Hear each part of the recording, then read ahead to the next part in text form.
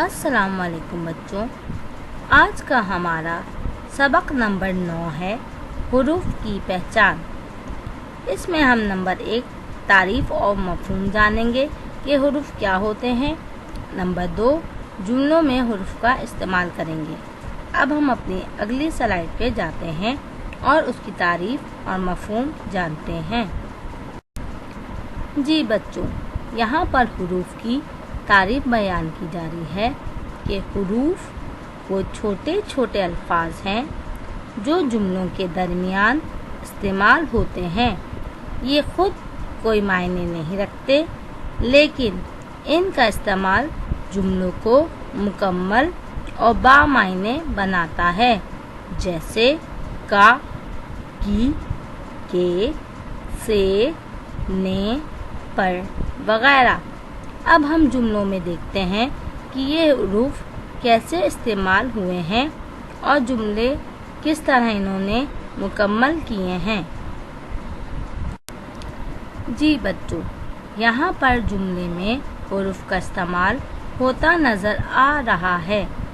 پہلا جملہ ہے علی نے گاڑی چلائی۔ اس لائن میں نے جو ہے وہ حرف ہے جو جملے کو مکمل کر رہا ہے۔ نمبر 2 احمد کو کھانا دو۔ نمبر 3 چوہا بلی سے ڈرتا ہے۔ نمبر 4 کاپی میز پر رکھ دیجیے۔ نمبر 5 نانی کی طبیعت خراب ہے۔